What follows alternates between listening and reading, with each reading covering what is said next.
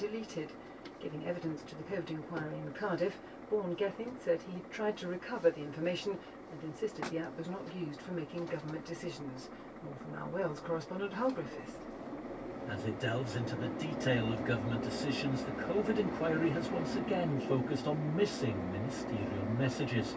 Vaughan Gething, Labour's former health minister in Wales, says his WhatsApp chats were lost accidentally in June 2022 when he changed phone.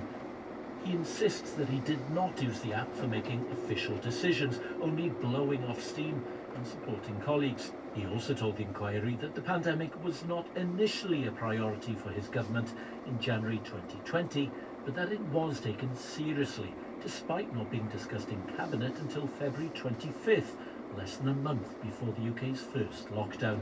This is an important week for Mr Gething. On Saturday, he'll find out whether he's won the race to be the new leader of Welsh Labour and so become the next First Minister of Wales. The Office for National Statistics has revealed the latest changes to its basket of goods, with vinyl records back in for the first time in decades. Statisticians track prices of certain items and services to work out the rate of inflation. Our cost of living correspondent Kevin Peachy has been looking into how shopping habits are changing.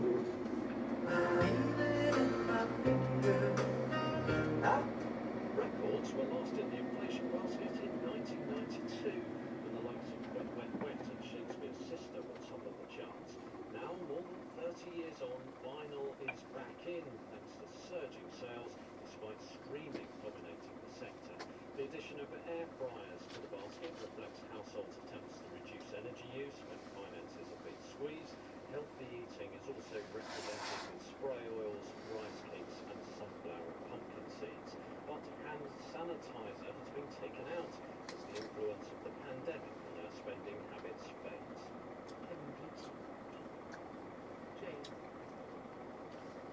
The picture released by Kensington Palace yesterday was meant to kill some of the madder conspiracy theories about the Princess of Wales that have been doing the rounds. Instead, it has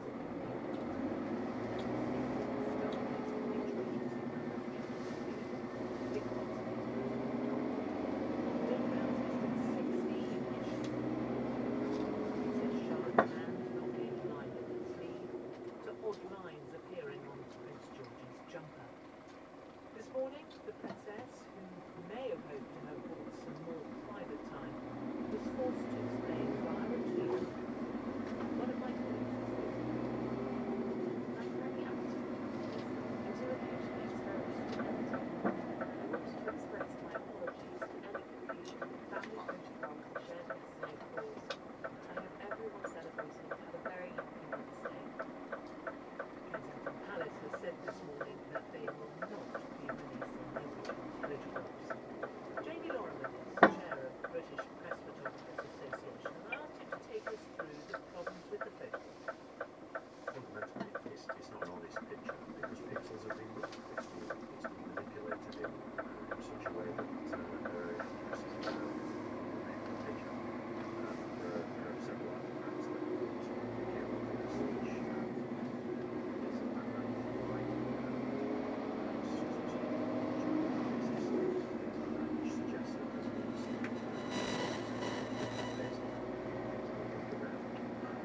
Right, I mean isn't that quite typical?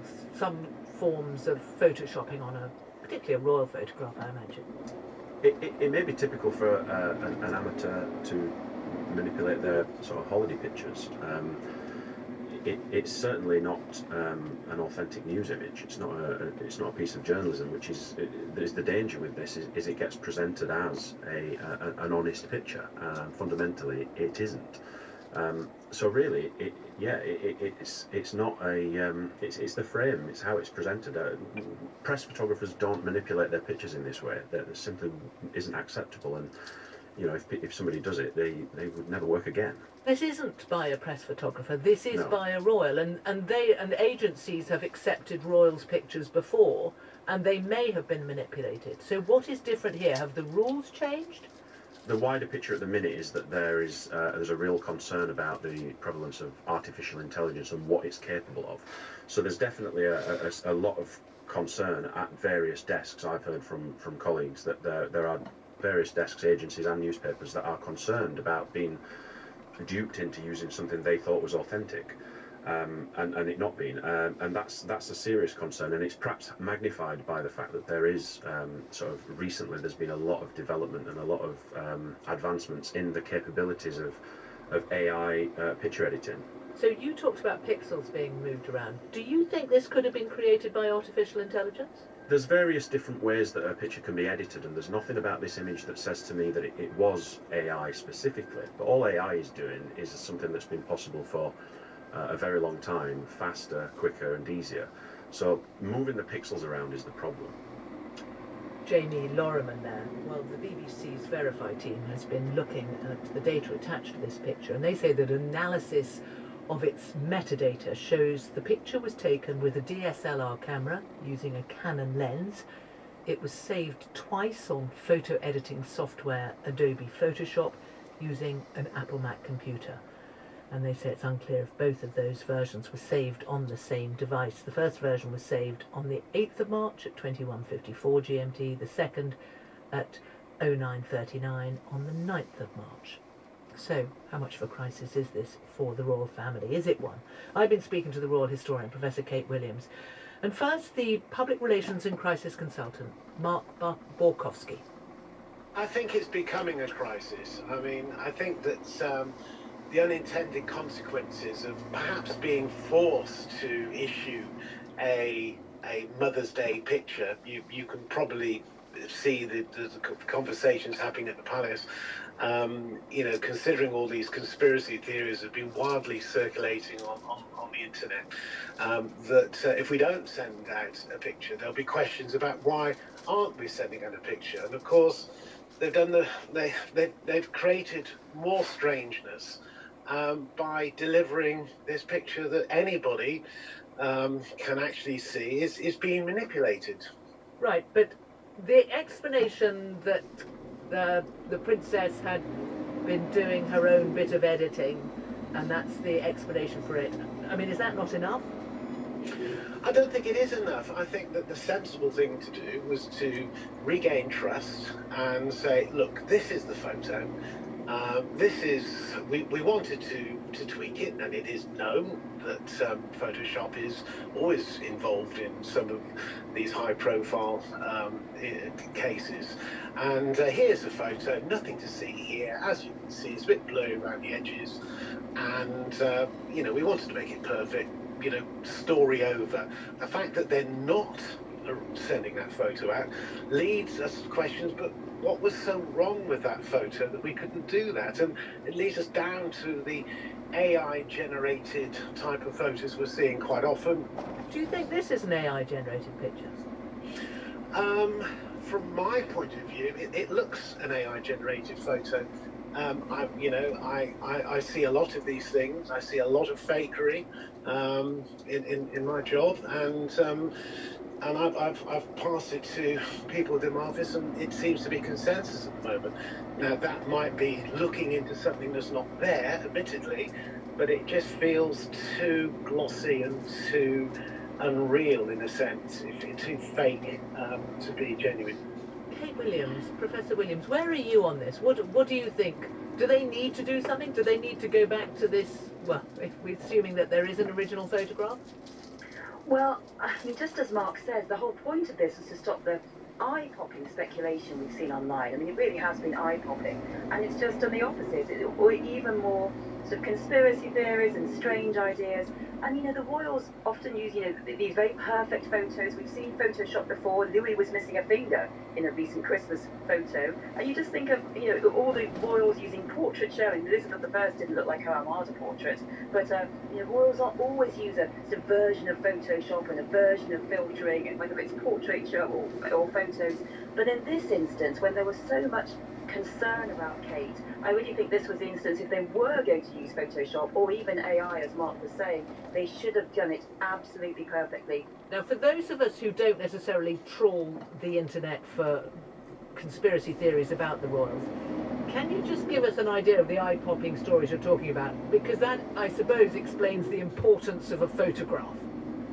Well, they have been terribly lurid, all kinds of lurid speculation, and there's always speculation about the royals, but I haven't seen anything like this. I mean, we know that on the Big Brother programme, Kate's uncle was asked by another contestant, where is Kate? And he answered very diplomatically, but all the armchair detectives, it's like Cluedo out there. I mean, if Kate had been fine, if she'd been fine, I think people would have said, oh, it's just a Photoshop picture, well, that's what the royals do. But because she hasn't been, I think all this panic, all this speculation, and I think when you've got major photo agencies saying you're not going to use the photo, that is very serious. It's not just some people on the internet saying, oh, where's so-and-so's hand? It actually is saying that these agencies are saying, we're not going to use this photo. And that, to me, is unprecedented, uncharted waters for me. So, Mark Barkowski, how do they get out of this now? What do they need to do? Well, the royal family is quite threadbare in terms of people who can take a lead at the moment. You have the king who's ill.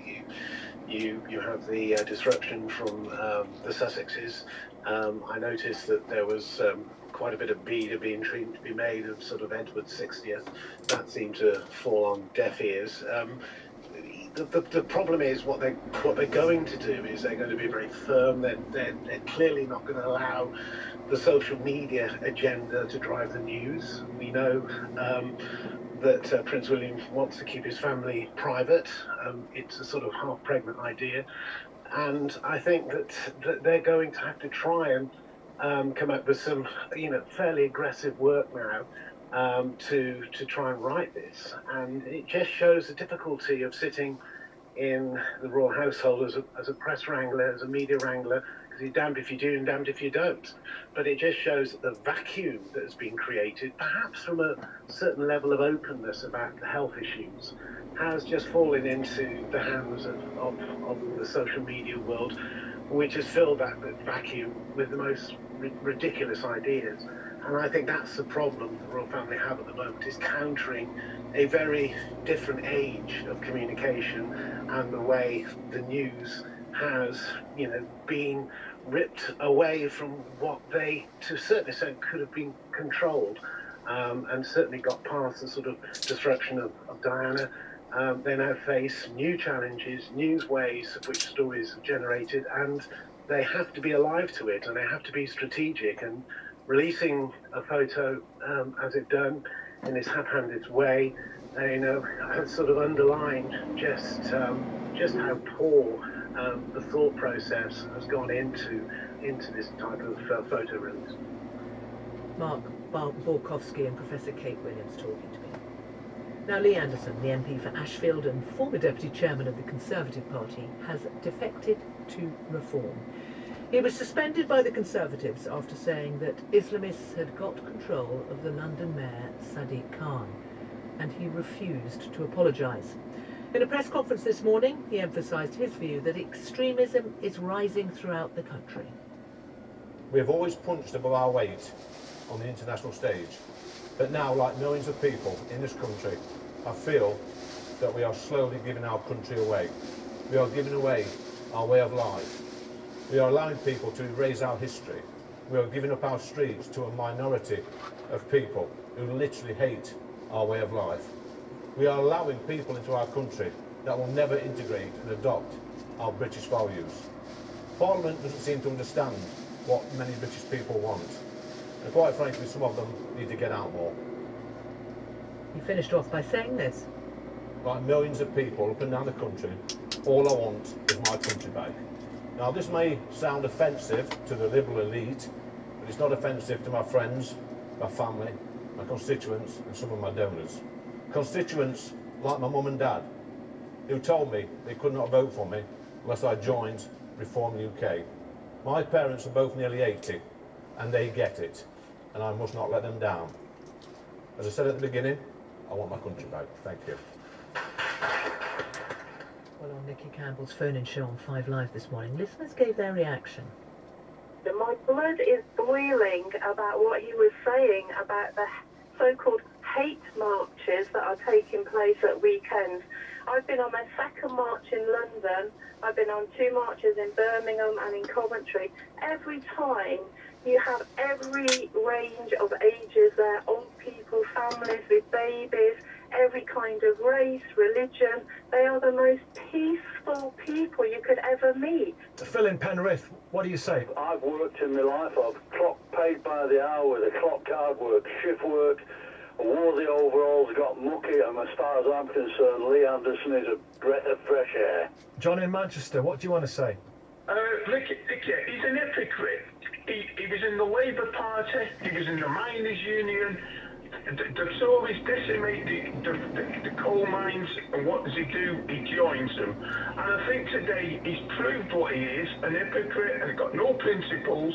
Maggie in Earlham, what's your reaction? I totally agree with Lee Anderson. I mean, our country's in a shambles. Democracy's being taken away from us. The British people are terrified. They're becoming more concerned. It's all right saying when they go on these marches with babies and everything, they're all soft and everyone's fine. But we do have radicalisation in this country now, and we're all scared to death, and we need to all sit up and smell the coffee.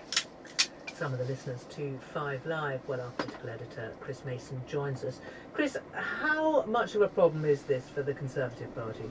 It's a problem they would rather not have, because the focus inevitably is on someone who, until a matter of weeks ago, held a senior role within the party, who's now seen fit to pack it in entirely, and not just do that, but then punch the bruise of concern within the Conservative Party about the rise of Reform UK, whose polling numbers have been, for effectively a start-up party, pretty impressive in the last 6 or 7 months, and on top of the vast lead that Labour have in so many opinion polls over the Conservatives, the numbers that Reform have been getting have spread fear amongst Conservative MPs that any defeat that they anticipate in a matter of months' time might be all the greater because of Reform's advance. Now, whether Lee Anderson's decision makes any difference to Reform's polling numbers or prospects at the election is a fair and open question, but the highlighting of divisions and concerns within the Conservative Party, as well as that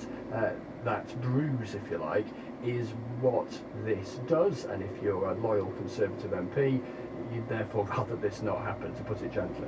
Now, Chris, does this mean that Reform will definitely have one MP, they'll have Lee Anderson? It means that until there is a general election, and then obviously it's up to the voters in Ashfield in Nottinghamshire. What Lee Anderson is not doing, unlike the likes of Douglas Carswell and Mark Reckless, two former Conservative MPs who quit the Conservatives for UKIP, a predecessor party of Reform UK, they both triggered by-elections and then stood as a UKIP candidate in the by-election and won those seats for UKIP. Now, I asked Mr Anderson about would he follow that pattern. He said, look, the general election is sufficiently close that would be a waste of money. Only a matter of years ago, he did back an idea in Parliament that would have mandated, had it passed, MPs to go to their constituents in a by-election if they cross the floor. As things stand, even though people stand on a party ticket, usually win on a party ticket,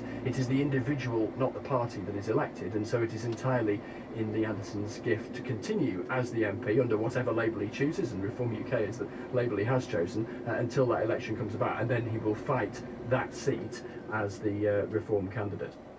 Chris Mason, thank you very much. Well, let's turn to the leader of Reform UK, Richard Tice. Good afternoon. Good afternoon to you. Can I just establish one thing which has been suggested in some reports this morning, that you offered Lee Anderson some money to defect to Reform? Can we just nail that one? Completely. We confirmed, obviously, there's no money at all. The only deal is that we're going to make sure that Lee wins his seat at the general election, standing for Reform UK. That's the deal, and also that Lee is going to be the champion of the Red Wall for Reform UK. He stands for what millions of voters in the Red Wall seats stand for, and he's going to do a fantastic job for us. But last month he claimed that he had been offered a lot of money to join your party. Yeah, that was actually a discussion that was had a couple of years ago with Ben Habib. It was about just whether or not people were going to set up something completely different. It wasn't money. So he was offered money, but there was no money changed hands in this. It was nothing to do with Reform, and There is, of course, there is no question of that with regard to Lee's quite Okay. brave, principled decision to join Reform UK. Okay, well, he was asked this morning, as were you, and I just want to establish something, because you weren't clear at the press conference this morning. tried to Do be. you agree with him that Islamists have control of the Mayor of London? What the extreme Islamists have control of, sadly, is our streets, week in, week out, in towns and cities up and down the country. And Lee was expressing his frustration, My the frustration. question- I'm so sorry to interrupt. No, but but my question was very and specific, you've because asked- that is you've how asked a you question, answered this morning. you've answered- And I'm answering a very specific question which you were asked this morning, which is, do you agree with him that they have control of the Mayor of London?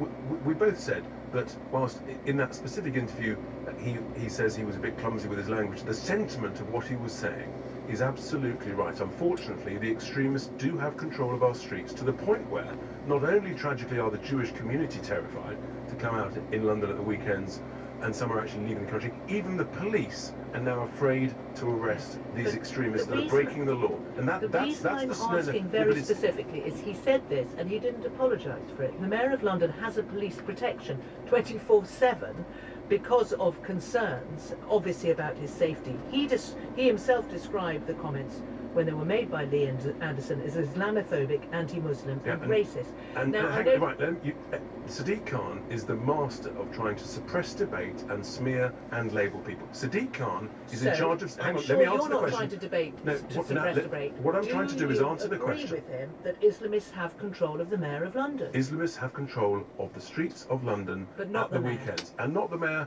And the point is, Lee has said it's clumsy language, but what the mayor is. So let's you be- don't no, think but hang on, that, let me and you clear- don't think he thinks that? I think that what his frustration is the frustration of millions, which is that Sadiq Khan, in his capacity of Mayor of London, is in charge of security as Police and Crime Commissioner on the streets of London, and in conjunction with the Met Police and the Home Secretary, they could stop these vile anti-Semitic marches, which I recommended on October 11th, having been on the first march, even before Israel had If responded. you believe that, do you think that the reason they're not is because they have the Islamists have control of them? Yeah, they have. I'm afraid the You police. do? The police are now.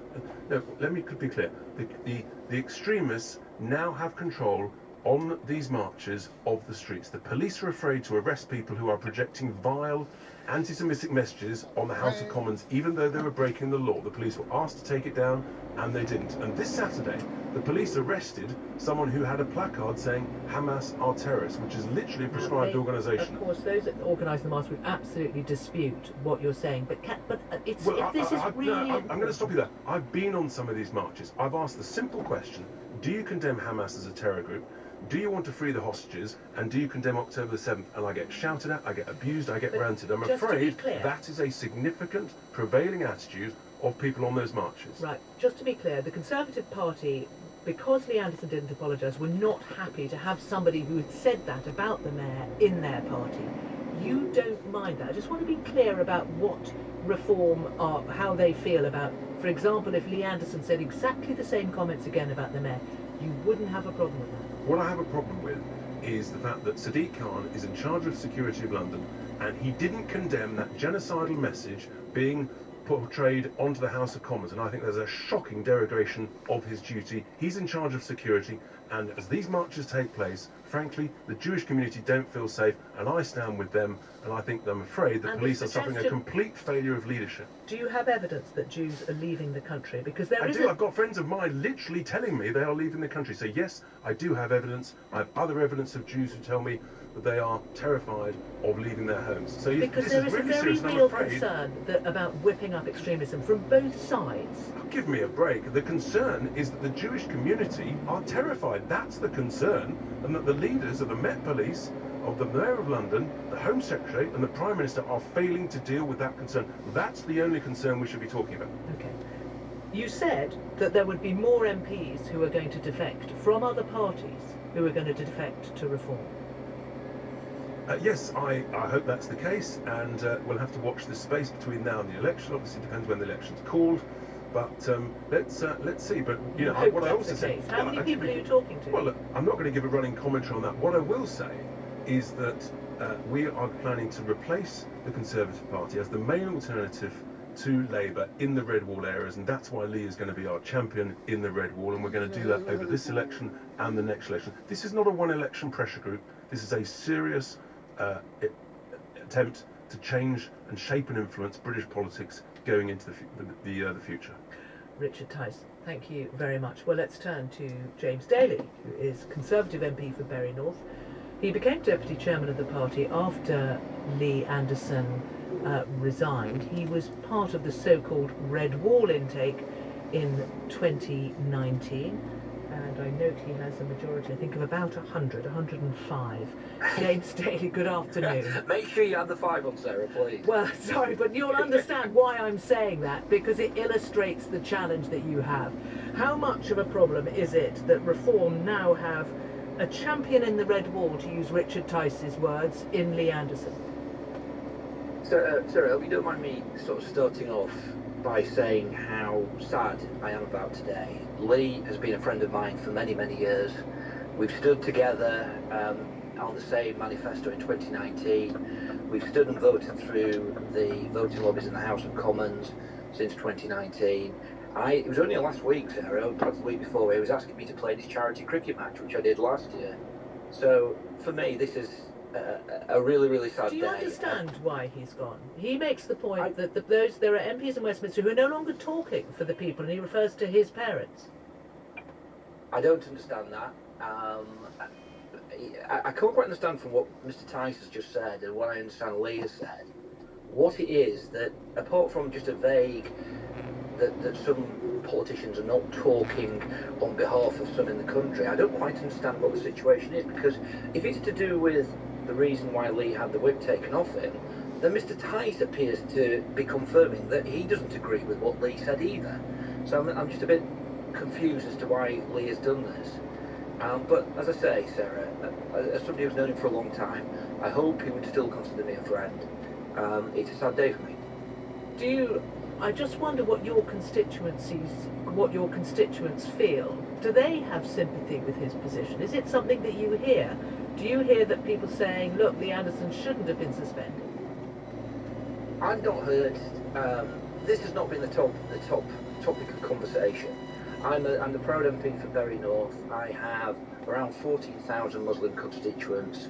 We are a wonderful mixed part of the world where people can speak openly, where we are not afraid to express our thoughts and concerns to each other. But the one thing that is happening in Bury is that cohesion is working, that people want to work together for shared outcomes that are going to benefit everyone. And that's the conversation that I want to continue taking forward. That's the position of the Conservative government. You heard Richard Tice there, clearly angry that there are Jews who are leaving the country because they don't feel safe. Is that a problem that you recognise, and is it one that the government is doing enough to address? Well, if Mr. Tice has evidence of that, he said he has evidence, but he didn't produce any of it to you. It's not something that any of my constituents. In the borough of Bury, Sarah, we have a very large Jewish population, which is in the Bury South constituency. I have lots of Jewish friends. Nobody has said that to me. Now, that doesn't mean that they are not extremely concerned. That doesn't mean that we have to respond and ensure that those concerns are acted upon. But I've not heard that, and so Mr. Tice, when he says things like that, I hope he can produce evidence to back those things up, because saying things for effect is not where I think government should be. I think we should be creating a shared future where everyone is equal, where we act on the concerns, whether it's Lee's constituents, my constituents, whatever the background, whatever sex, whatever age you are, everyone is treated equally and views are treated equally. Saying things for effect, that is a charge that people have levelled against the Prime Minister. Not least when he'd got the podium out on the steps of Downing Street to talk about a rise of extremism in the country. Well, Michael, in terms of everything the Prime Minister says is based upon his shared determination with his Conservative Party colleagues to change this country for the better, to act upon the concerns of the country, to act upon Lee's constituents' concerns regarding immigration. We've got the Rwanda bill coming in respect of that. We've seen the tax burden for Lee's constituents reduced. We've seen, I think it's in the last 40 years, we've got approximately about 800 to 900 jobs a day have been created. This Prime Minister and this government for 14 years have been creating opportunity and acting in the best interests of the country. And we shouldn't, the thing I don't, again, quite understand what Lee is saying, is that thank goodness we live in a country where free speech is set out and people can judge on the basis of whether certain language is acceptable or not, and people will have different opinions of that, but thank God, Sarah, we live in a country where that is the case, and all James Daly, we must leave it there. Thank you very much. Now, there were scuffles at the entrance to the Al-Aqsa Mosque last night at the start of Ramadan, the Islamic month of fasting and prayer. Israeli forces used batons to beat back Muslim worshippers to prevent them reaching the mosque, which is in occupied East Jerusalem. Videos circulating on social media purport to show the police using batons against people, although the BBC hasn't been able to verify the footage.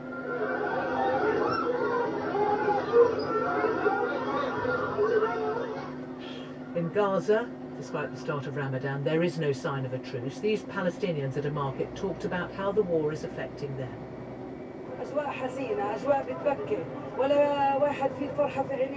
You can hear this woman saying the atmosphere is sad, it makes you want to cry. There's no joy in anyone's eyes. Every family is sad, everyone has an injured or killed family member, and there are those whose houses have been destroyed.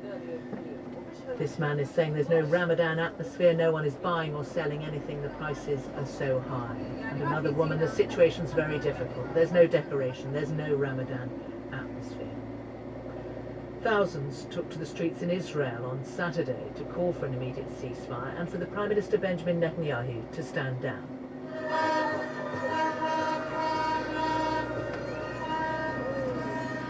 In Tel Aviv, police used water cannon against the protesters.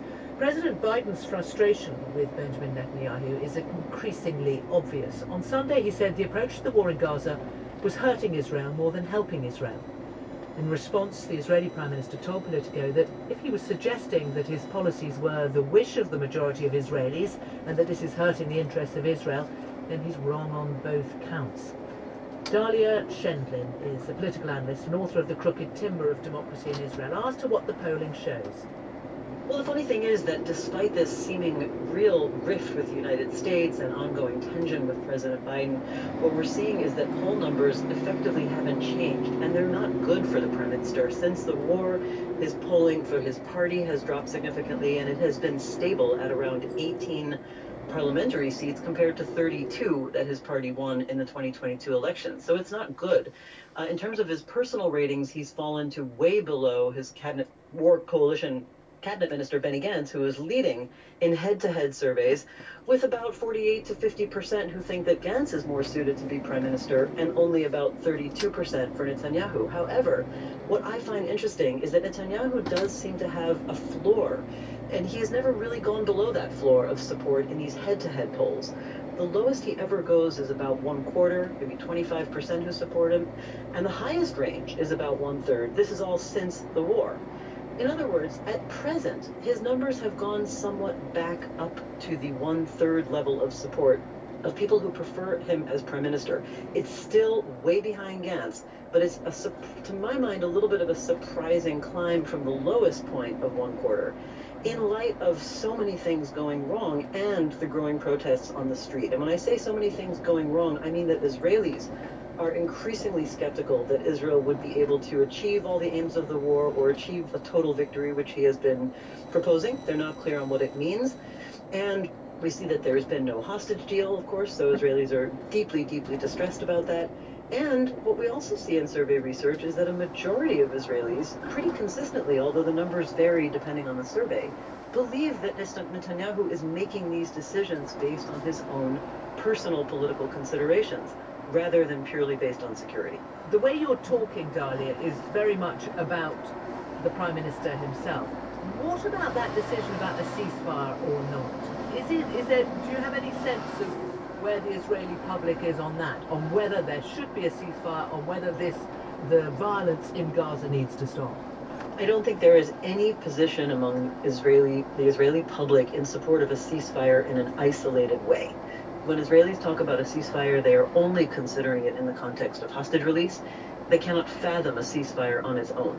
And when we ask Israelis in survey research about whether they support a ceasefire for a certain amount of time with the various terms that appear to be the ones that will be included in some sort of a deal with Hamas, that involve the release of prisoners. In fact, we've seen the numbers go up and down. Certain surveys show that just barely that a majority reject it. Other more recent surveys show that the majority support it.